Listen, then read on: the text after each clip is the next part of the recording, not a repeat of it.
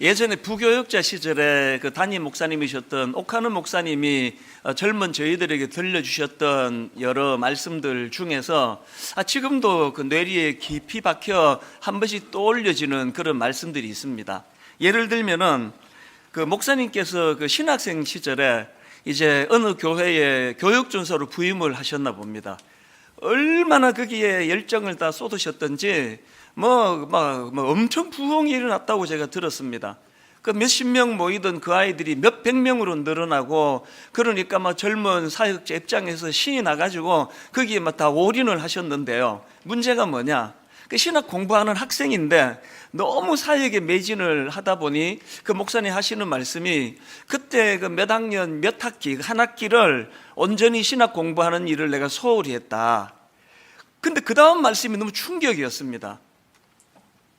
그 몇 학년 몇 학기가 한 학기 공부를 조금 소홀히 했더니 지금까지도 아무리 애를 써도 그것이 회복이 잘 안 되더라. 그게 참 제게는 충격적인 말씀이었거든요. 지금도 되뇌어집니다. 오늘 이 순간 이 시기에 해야 되는 일들을 놓치면 이거는 그 팔로우 하기가 그만큼 어렵다는 그 메시지로 들려지다 보니까 늘 일상에서 최선을 다하는 것이 얼마나 중요한가를 저는 목사님의 음성이 들리는 것처럼 제게 교훈이 될 때가 있습니다. 또 그런가 하면 또 이런 말씀도 기억이 나는데요. 이제 은퇴를 얼마 남지 않은 그 기간에 목사님이 그냥 독백처럼 툭 던지신 말씀으로 기억을 합니다. 무슨 말씀을 하시는가 하니까, 이제 내가 목회가 뭔지 조금 알 것 말 듯한데 이제 목회가 뭔지를 좀 알 것 같으니까 내 시기가 끝나버렸다. 은퇴할 때가 되었다.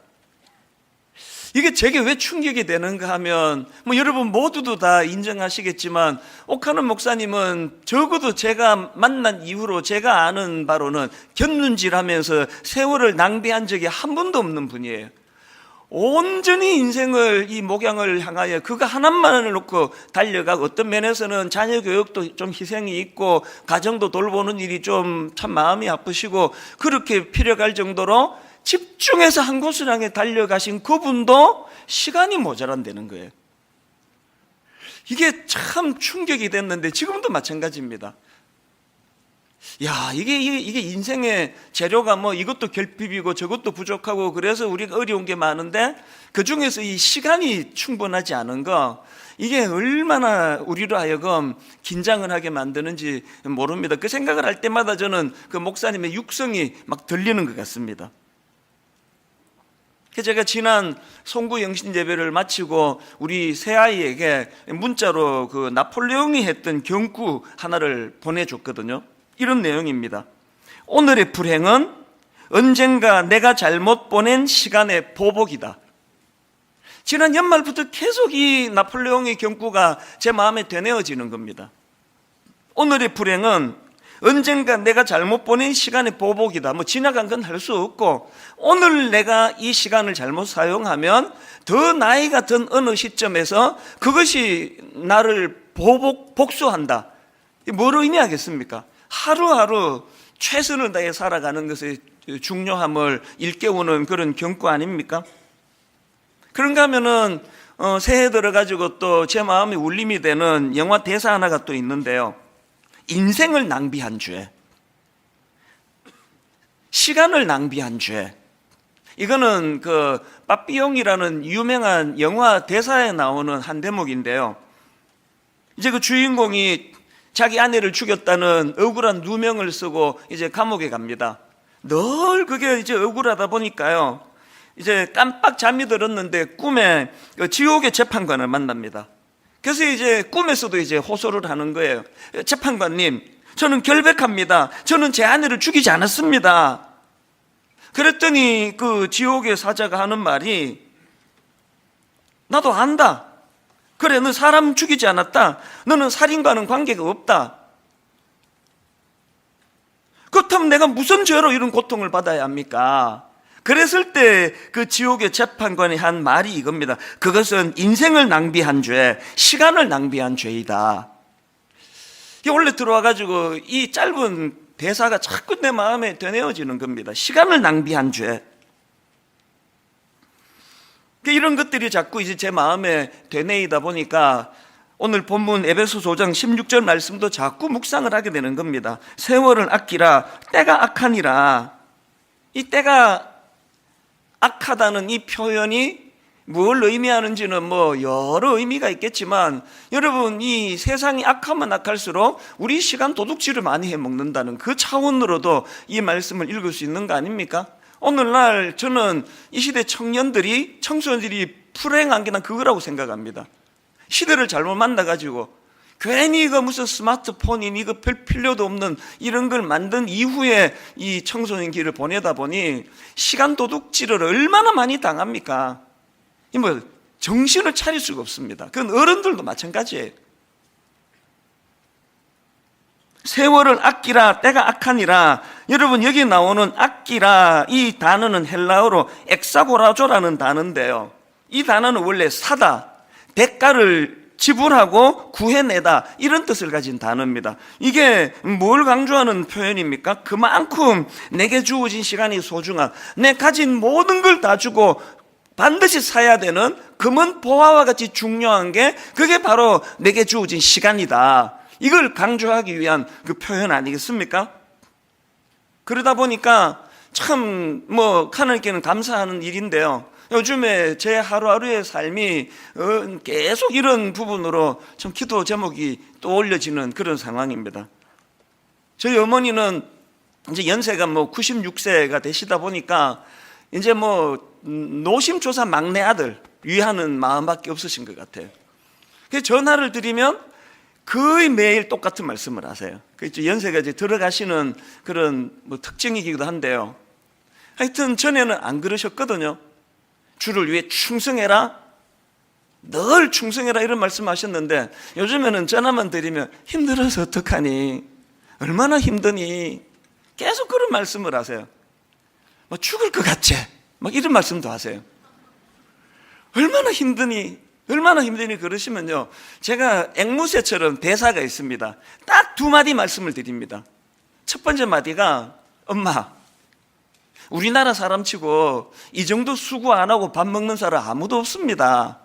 이게 내 첫 번째 드리는 말씀이고요. 그 다음 두 번째 드리는 말씀이 이겁니다. 엄마, 메뚜기도 한철인데 이렇게 필요할 때 있을 때 열심히 해야 되지 않겠습니까? 언제까지 저를 이렇게 필요로 하겠습니까? 그러면 또 어머니는 금방 승복을 하세요. 네 말이 맞다, 끊자, 그리고 끝이에요. 그 내일 되면 또 똑같은 말씀을 하세요. 얼마나 힘드니, 죽을 것 같지? 그럼 똑같은 말을 또 드려요. 그럼 네 말이 맞다. 이게 지금 계속 반복이 되는 그런 일상을 보내고 있는데요, 사실 저희 어머니께 드리는 제 답은 이거 정직한 제 고백입니다. 진심입니다. 이게 나 같은 촌놈을 하나님이 이렇게 쓰임새 있도록 인도하시는데 이게 얼마나 감사한 일이며, 그리고 메뚜기 한철 아닙니까? 이제 60이 됐는데 언제까지 제가 이렇게 쓰이겠냐고요. 그래서 제가 요즘에는 이런 생각을 하면은 이게 군가처럼 계속 이제 되뇌어지는 찬양이 하나 있는데요.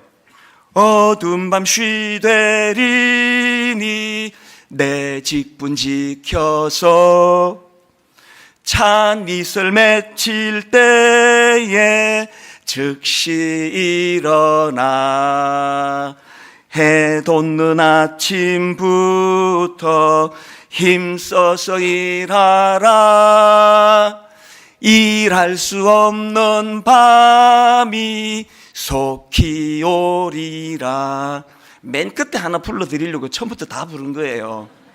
일할 수 없는 밤이 속히 오리라. 이게 요즘 제 마음에 계속 되뇌어지니까 일할 수 있는 이 현실이 너무너무 감사한 거예요. 옛날에는 사실 순장님이 이제 한 몇 년 하다가 목사님이 이제 좀 지쳐서 쉬어야 되겠습니다 할 때 내가 불러주던 그 찬양이었는데요, 일할 수 없는 밤이 속히 오는데 조금만 더 힘내시죠, 그런 뜻으로 저 찬양을 제가 주로 많이 인용했는데요, 요즘에는 진짜 내 영혼에게 제가 부르는 찬양이에요. 감사로 부르는 찬양이에요. 일할 수 없는 밤이 속히 올 텐데 오늘도 이렇게 힘을 얻어 예배를 인도하고 말씀을 전하고 상담을 하고 우리 교역자들을 또 섬기고 이럴 수 있는 일이 얼마나 감사한 일인가. 그래서 일할 수 없는 밤이 속히 올 것이라는 것을 기억하면서 기회 있을 때 충성을 다하는 그런 종이 되기를 원한다. 이런 마음의 다짐을 계속 이제 하게 되는 것입니다. 이런 점에서 저는 오늘 본문 세월을 아끼라 때가 악하니라 이 말씀을 가지고 우리가 한번 좀 말씀을 돌아보고 점검해 보기를 원하는데요. 자, 여러분, 이 본문 전후의 말씀을 쭉 살펴보다 보니까 하나님께서는 이 우리가 세월을 소중히 여기는 삶을 살기 위하여 몇 가지 그 지침이라 그럴까요? 우리에게 주시는 그런 말씀이 있는 것을 깨달을 수가 있습니다. 이것들을 좀 살펴보려고 하는데, 자, 첫째로요, 우리가 세월을 소중히 여기는 삶을 살기 위해서는 현재 자기의 삶을 주의 깊게 돌아보셔야 된다는 거예요. 현재 오늘의 내 모습을 주의 깊게 살펴보는 것으로부터 세월을 아끼는 이런 하나님의 은혜를 누릴 수 있게 된다는 겁니다. 에베소서 5장 16절에서 세월을 아끼라 때가 악하니라 이 말씀 바로 앞에 이런 말씀이 나옵니다. 15절 세 번역으로 보니까 그러므로 여러분은 어떻게 살아가야 할지를 살피십시오. 그 세월을 아끼라는 이 권면의 말씀이 나오기 전에 먼저 어떻게 살아야 할지를 살피라는 거예요. 헬라어로 보면 여기 나오는 살피라는 이 단어는요, 그냥 보다 살펴다 이 정도가 아니고 아주 주의 깊게 관찰하는 차원에서 살피는 겁니다. 저나 여러분이 나중에 나폴레옹처럼 유배지에 가가지고 돌이킬 수도 없는데 지금 내가 겪고 있는 이 여러 가지 것들이 너무나 후회된다는 그런 토로를 하기 싫으시면은 기회 있을 때 우리를 살펴야 돼요. 나 이렇게 살아도 되는지, 시간을 이렇게 낭비해도 되는지. 제가 이번에 미국에 가서 20대 초반에 대학 다닐 때 친구들을 몇 명을 만났더니요, 하나같이 제게 교훈이 되는 거예요. 한 친구가 하는 말이 이제 나이가 좀 들어가면서 너무너무 후회되는 게 뭐냐, 왜 그 쓰잘데없는 하나도 중요하지 않은 것에 그렇게 인생을 내가 낭비했는가. 대인관계도 이야기하더라고요.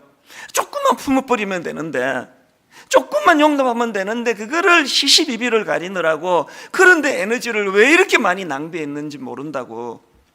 너무 와닿았습니다. 여러분, 우리를 살펴야 돼요. 이 소중한 시간을 아무것도 아닌 일에, 누구 미워하는 일에, 분노하는 일에, 세월을 아끼기 위해서는 지금 내가 어떻게 살아가고 있는지를 아주 주의 깊은 관찰력을 가지고 그렇게 자기를 살펴야 된다는 겁니다. 이 거북이는 느려도 행복하다, 이런 그 제목의 책이 있는데요. 그 책에 보면은 우리가 잘 아는 그 토끼와 거북이를 가지고 이제 설명을 하는데, 어떻게 느림보 거북이가 그 빠른 토끼를 이길 수 있었는가, 그거를 이제 재밌게 분석한 대목이 있더라고요. 느림보 거북이가 어떻게 그 빠른 토끼를 이길 수 있었느냐, 먼저 중요한 거는 무엇을 상대하느냐의 문제라는 겁니다.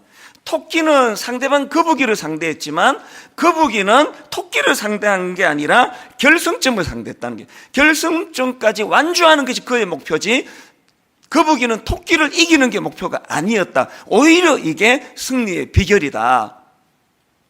그러면서 이제 바로 연이어가지고 같은 맥락에서 그러다 보니까 토끼는 계속 상대방 거북이를 의식하면서 시합에 임했지만 거북이는 상대방 토끼가 아니라 결승점을 향해서 그의 시선은 항상 결승점에 고정이 되어 있었기 때문에 결국은 토끼가 거북이를 이길 수 없고 거북이는 토끼를 눌러 이길 수밖에 없었다. 이 간단한 또 뻔한 이야기지만 참 이게 주는 메시지가 저에게 많은 교훈이 됐습니다. 이 세상은요, 우리가 토끼가 되기를 원해요. 끊임없이 비교하게 만듭니다. 하나님께서는 우리는 상대방을 초점을 두고 사는 인생이 아니라 각자에게 맡겨주신 하나님의 완주 지점, 결승점을 향해서 달려가라. 그래서 저는 요즘에 또 쭝얼쭝얼거리는 찬양이 있는데요. 다른 사람 어찌든지 나 주님의 군사 되어. 그 다른 사람 어찌든지 계속 비판하고 계속 지적하고, 너는 왜 안 하는데? 그런데 시간을 허비하지 않는 거예요. 다른 사람은 어찌하든지 그건 그분과 하나님과의 관계고, 다른 사람은 어찌든지 나는 상관하지 않고 나는 주님의 군사가 되어 앞을 향해 달려가겠다. 이게 여기에 나오는 거북이의 모습이라는 겁니다. 그러다가 보니까 토끼는 늘 상대방을 의식하다 보니까 좀 빠르다 싶으면은 우월감에 빠져가지고 잠깐 그 경기 중에 얼마나 그거 무리한 짓이에요. 낮잠 막 자버리고. 그러다가 또 이제 시합에 지면은 또 그런 부류의 사람들은 내가 저런 것도 못 이겼다고 막 열등감에 빠져가지고 우울하고, 그게 인생이거든요. 하나님은 우리가 토끼가 아니라 거북이가 되기를 원한다는 겁니다. 그래서 묵묵하게 자기의 걸음으로 그렇게 목표를 향하여 한 걸음 한 걸음 가다가 보면은 어느덧 그 느림부 거북이 같은 우리 인생도 토끼 이상으로 그렇게 인생의 기쁨을 맛볼 수 있게 된다. 근데 그 책을 읽으면서 참 그렇게 도전을 받았던 기억이 있습니다. 그러고 보니까 예수 그리스도를 믿는다는 것은 토끼가 되라는 세상에서 거북이로 살아가는 것 같아요. 그 대표적인 케이스가 바로 사도 바울 아닙니까? 그는 예수 그리스도를 만난 이후로 빌립보 3장 12절 내가 이미 얻었담도 아니요 온전히 이루었담도 아니라, 내가 이미 얻었담도 아니요 온전히 이루었담도 아니라 오직 내가 그리스도 예수께 잡힌 바 된 그것을 잡으려고 달려가노라. 예수 믿는 사랑하는 성도 여러분 이렇게 살고 계세요? 무엇으로 에너지를 이렇게 낭비하고 계십니까? 우리 애보다 옆집 애가 이번에 좀 더 좋은 학교 들어간 것 때문에 계속 거기에 에너지가 지금 소진되고 있는 분 계시면은 오늘 마음을 다 잡으시면 좋겠습니다. 하나님, 우리 아이의 상대는 옆집 아이가 아니라 우리 아이의 상대는 결승점입니다. 우리 아이가 속도가 얼마나 느린지 얼마나 빠른지 거기에 내가 관여하지 않고, 저는 우리 아이가 목표를 향하여 달릴 수 있는 그런 자녀가 되도록 하나님께 기도하며 하나님을 의지하기 원합니다. 이게 오늘 본문에서 우리가 얻어야 되는 메시지라는 것입니다.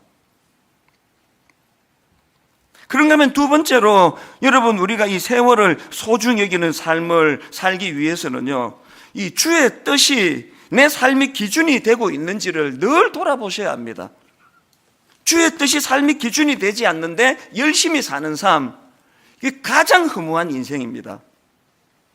16절과 17절을 연속으로 한번 보시겠습니까? 우리 화면에도 나오니까요, 우리 합심해서 이거 한번 같이 한번 읽어보십니다. 16절 17절 시작. 세월을 아끼라 때가 악하니라.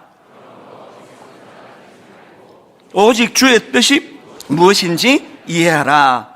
여러분, 지금 세월을 아끼라는 이 말씀 바로 이어 나오는 게 뭐냐 하니까 오직 주의 뜻이 무엇인지를 이해하라는 겁니다. 여기 나오는 이해하라는 단어는 원어로 보면은 이 종합적인 판단을 내릴 수 있는 그런 능력 차원에서의 이해예요. 종합적인 판단을 가지고 이해하는 이해력, 이게 얼마나 중요합니까? 제가 앞에서 언급했던 거북이는 느려도 행복하다, 그 책에 이런 내용이 나옵니다. 한번 내용을 들어보십시오. 오늘날 토끼 같은 청춘들이 얼마나 많은가. 그들은 이리 뛰고 저리 뛰고 열심히 무언가를 위해 달리지만 자신이 어디로 가고 있는지에 대한 방향을 잃어버렸다. 비전이 없다는 것은, 잘 들어보세요. 비전이 없다는 것은 목적지를 알지 못하고 태평양 한가운데에서 그저 노를 젓고 있는 모습과도 같다. 너무나 제게 와닿는 말씀입니다. 목적지를 알지 못하고 태평양 한가운데서 그저 노를 젓고 있는 모습, 이게 주님의 뜻이 자기 삶의 기준이 되지 않은 채 열심히만 사는 사람들이 가지는 허무예요. 태평양 바다에서 막 열심히 노를 젓는데 뭐 왔다 갔다 그 자리예요. 방향이 없는 거거든요. 사도 바울이 다메섹 도상에서 예수님을 만난 이후로 그 인생의 결정적인 삶의 변화가 이거 아닙니까? 사도행전 20장 24절 얼마나 뚜렷한 방향과 목표와 목적이 있었던지 이렇게 고백합니다. 내가 달려갈 길과 주 예수께 받은 사명 곧 하나님의 은혜의 복음을 증언하는 일을 마치려면 나의 생명조차 조금도 귀한 것으로 여기지 아니하노라. 여러분이 하나밖에 없는 자기 목숨을 난 이것을 위하여 난 던질 준비가 되어 있다, 이런 확신을 가진 그 무엇을 발견한 인생, 행복한 인생 아닙니까? 지금 이 코로나 바이러스를 유시해가지고 전 세계적인 지금 혼란, 이거는 지금 표류하는 배와 같습니다. 왜 이렇게 두려운 거예요? 저 목회 30년 동안에 이렇게까지 예배가 흔들거려 본 적은 전 세계적으로 일어나고 있는 이런 현상은 정말 두려운 일이에요. 왜 이렇게 두려우세요? 한치 앞을 모르니까요. 예배 왔다가 누가 이걸 옮길지 모르니까.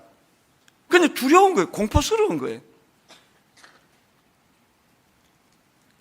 그저께 저랑 가깝게 지내는 어떤 교수님이 이 시대 현상을 참 역시 전문가들은 달라요. 딱 세 줄로 딱 분석한 글을 제게 보내왔습니다. 딱 첫 줄 이렇습니다. 모든 시대.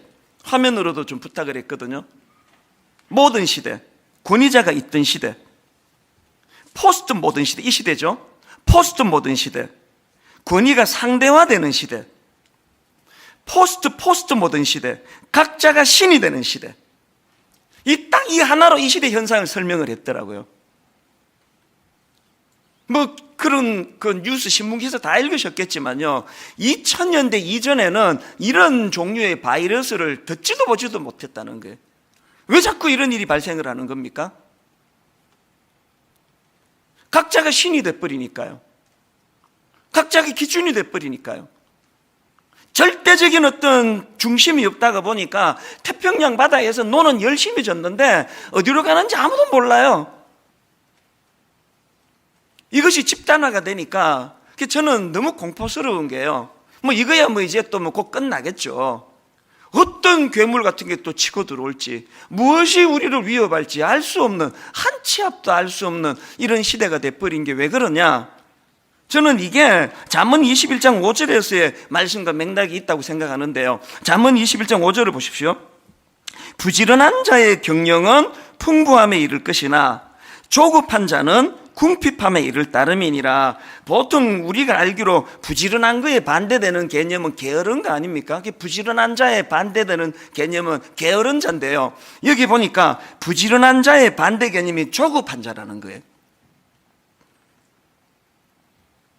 여기 나오는 부지런한, 이건 히브리어로 하루츠라는 단어인데요, 이 하루츠라는 단어가 형용사로 사용이 되면 날카로운, 부지런한 이런 의미로 사용이 되는데, 이게 명사형으로 사용이 되면 단호한 결의, 이런 뜻으로 사용이 된다는 겁니다. 그래서 그 트럼프 롱맨 교수 같은 분은 이 구절을 설명하면서 이 부지런한 자를 결의가 굳은 자로 해석을 합니다. 결의가 굳은 자의 특징이 뭐라고요? 조급하지 않다는 겁니다. 결의가 굳은 자, 그리고 또 이 부지런함의 반대말이 이게 조급함이라고 한다면, 우리는 게으른 문제는 해결이 됐는지는 모르지만 오늘 이 시대 대부분의 사람들이 이 조급함의 문제, 그래서 저는 이 구절을 쭉 묵상을 하다가 여러 번 말씀드린 시편 1편에서 분류하는 두 군상, 바람직한 인간의 모습과 바람직하지 못한 인생의 모습, 성경이 바람직한 인생으로 묘사하는 3절을 보시오. 시편 1편 3절. 그는 시냇가에 심은 나무가 철을 따라 열매를 맺으며 그 잎사귀가 마르지 아니한 같으니 그가 하는 모든 일이 다 형통하리로다. 그 다음에 바람직하지 못한 인생, 지혜롭지 못한 인생, 악인으로 표현되는 4절입니다. 악인들은 그렇지 아니하며 오직 바람에 나는 겨와 같도다. 이 조급한 자 아닙니까? 오늘 이 시대는 바람에 나는 겨와 같은 인생이 바람직한 인생이라 그럽니다. 새벽에 일어나 밤 늦게까지 달리고 시류에 민감하고 시사 잡지 몇 개씩 읽어보고 늘 민첩하게 움직이는데 바람에 나는 겨예요. 향방 없이 막 정신없이 분주하게 사는데, 막 숨이 안 쉬어질 정도로 바쁘게 사는데 태평양 바다에서 노젓고 있는 거예요. 맨날 그 자리예요. 그래서 허무한 거 아닙니까? 그렇기 때문에 우리는 세월을 아끼는 삶을 살기 위해서는 내가 얼마나 부지런히 살고 있느냐 이것도 점검해야 되지만 뭘 점검하셔야 됩니까? 주의 뜻이 내 삶의 기준이 되고 있는가? 다른 말로 내게는 뚜렷한 삶의 기준이 있는가? 나는 비록 느리지만 거북이와 같이 목표 지점이 뭔지를 정확하게 파악하고 있는가? 그 목표 지점을 향하여 발걸음을 내딛고 있는가? 빠른 것만이 능사가 아니잖아요.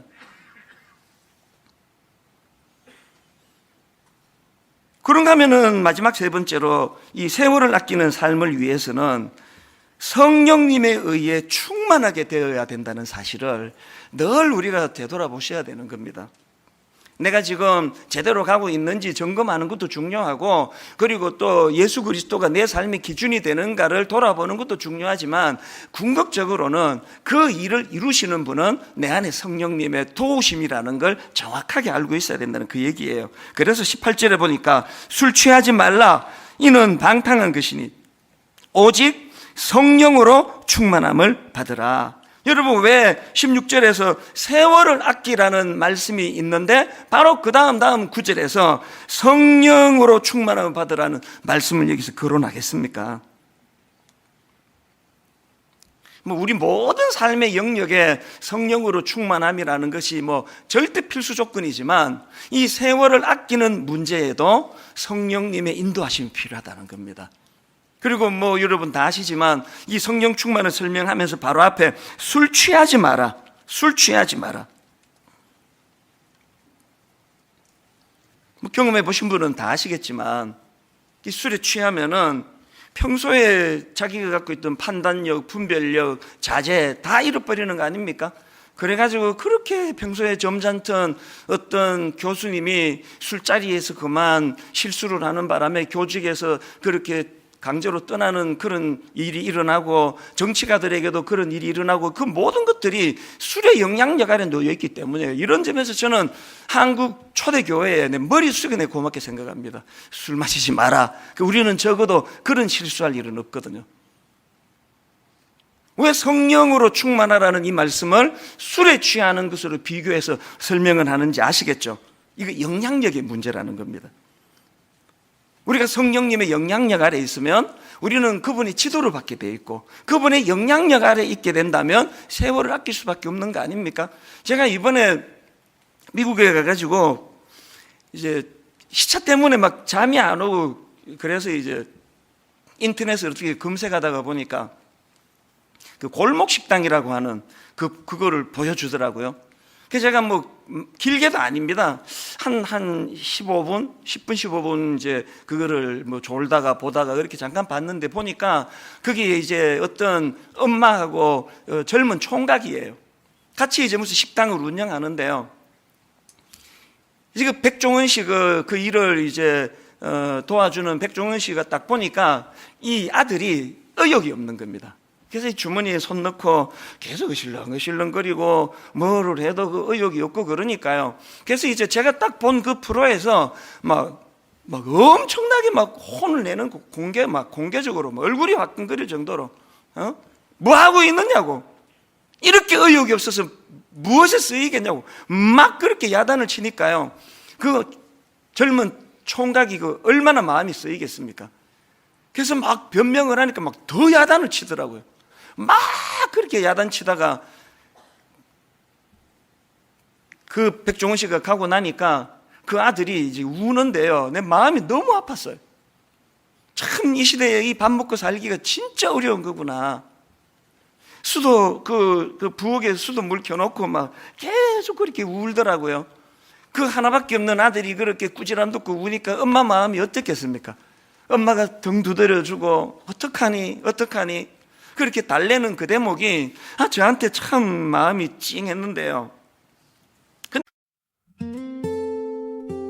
It hurt good, more than I can say.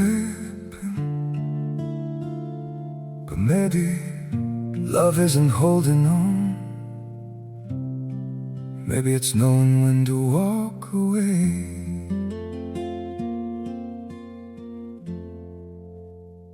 We try to hold what we're slipping through, like sand running from our hands.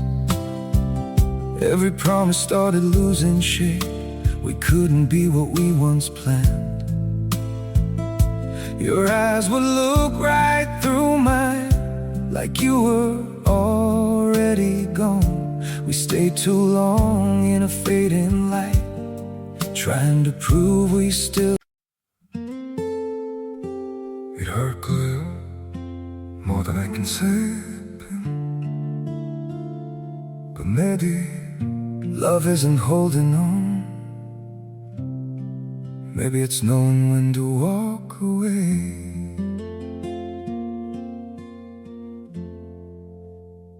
We try to hold what we're slipping through, like sand running from our hands.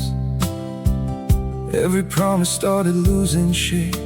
We couldn't be what we once planned. Your eyes would look right through mine, like you were already gone. We stayed too long in a fading light, trying to prove we still. It hurt good, more than I can say. But maybe love isn't holding on. Maybe it's knowing when to walk away.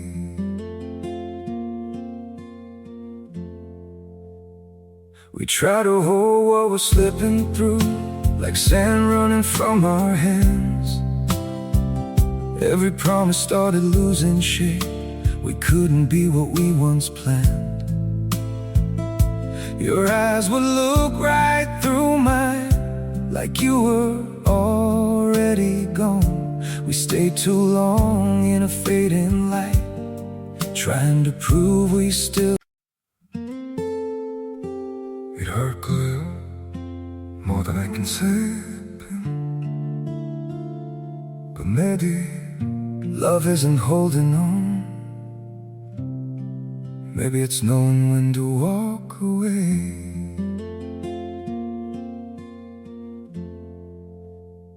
We try to hold what we're slipping through, like sand running. 근데 그 아들이 울면서 왜 그렇게 우느냐 그러니까 하는 말이 이게 또 마음이 아파요.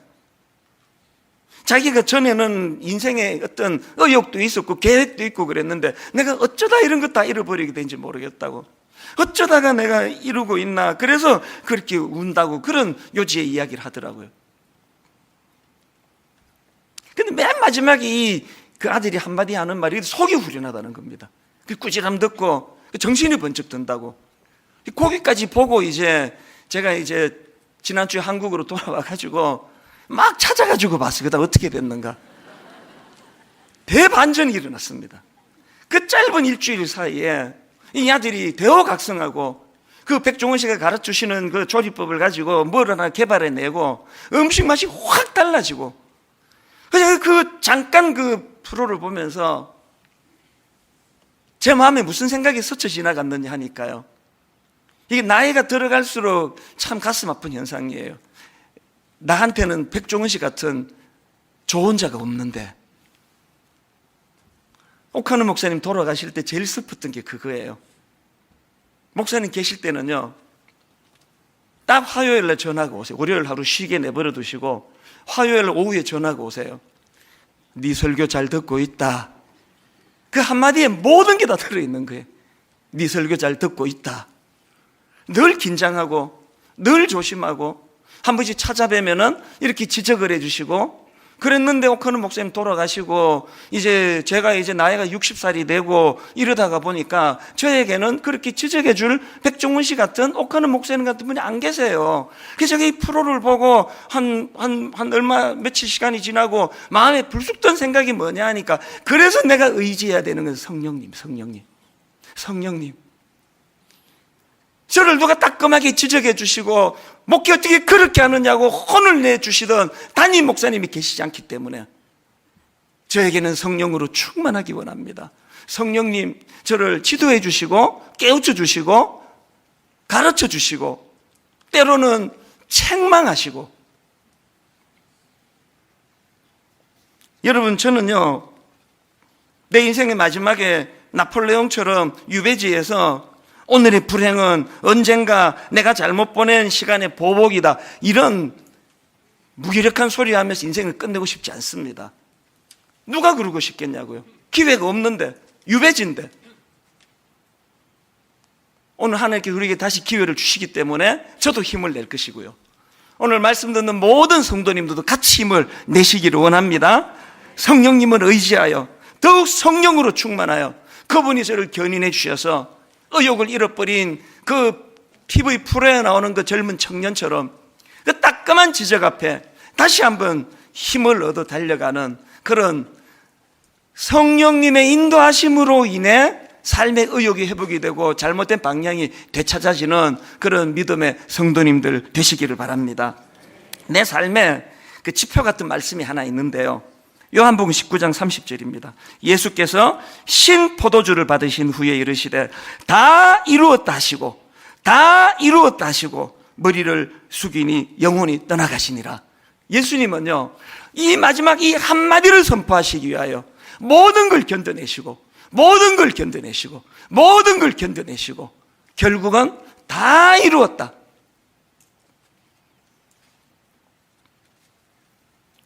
이번 멕시코 집회하고 미국 집회는 아마 30년 내 목회 중에 제일 힘든 기간이었던 것 같아요. 우선 그 미국 비행기 타기 일주일 전부터 아파가지고요. 계속 아팠거든요. 겨우 추스려가지고 이제 미국에 머물다가 멕시코로 갔는데 알고 보니까 이 멕시코 시티는 이게 고산지대예요. 백두산보다 조금 낮대요. 그래서 이제 비행기에서 내리면서부터 두통이 오기 시작해서 이게 무슨 일인가 몰랐는데 체력이 약해져 있으니까 계속 이 두통으로 시달리고요.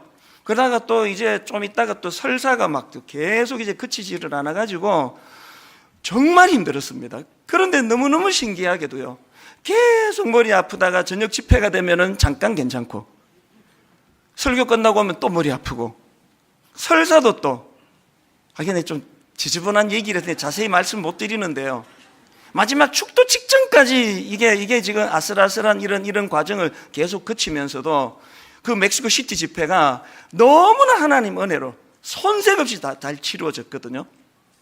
그렇게 하고는 이제 LA로 와가지고 마지막 금요일, 토요일, 주일 저녁 오후까지 집회를 잘 마치고요. 완전히 잘 마치고 바로 짐 싸가지고 이제 공항으로 가는 때부터 아프기 시작하는 거예요. 기침이 나고 지금까지 아파요. 저 지금도 아프거든요. LA 공항에서 두 번 하니까 주변 사람 다 떠났습니다. 어제 이런 기도가 나오더라고요. 하나님, 내 인생이 이렇게 되기를 원합니다. 얼마나 안락한 2주간의 여행을 잘 보냈느냐를 기뻐하는 것이 아니라 맡겨진 이 사명을 차질 없이 잘 보낸 것을 기뻐하는 인생이 되기를 원합니다. 저는 오늘도 기도해요. 지금도 몸이 컨디션이 안 좋거든요. 아버지, 오후까지만 견디게 해주시고 저녁부터는 아파도 괜찮습니다. 어떻습니까? 약 먹으면 되죠. 사명을 따라 사는 인생, 세월을 아끼고 사명을 따라 그렇게 우리가 인생이 다 끝나는 마지막 시점에서 참 주님이 하셨던 그 한마디 말씀처럼 다 이루었다, 거북이처럼 나는 누가 뭐라 그래도 목표를 향하여 뚜벅뚜벅 걸어가는 인생이었노라고. 그래서 나폴레옹처럼 유배지에서 오늘의 불행은 언젠간 내가 잘못 보낸 시간의 보복이다, 이런 소리 하면서 인생을 끝내지 아니하는 그런 믿음의 형제 자매님 되시기를 주님 이름으로 축원합니다. 그 일을 성령님이 도와주실 줄로 믿습니다. 우리 이 확신을 가지고 이 찬양 같이 부르시면 어떨까요? 내일 일은 난 몰라요, 하루하루 살아요, 불행이나 요행함도 내 뜻대로 못해요, 험한 이 길 가고 가도 끝천없고 고네요, 주님 예수 팔레미사 내 손 잡아주소서. 우리 가사를 생각하시면서 말씀을 기억하시면서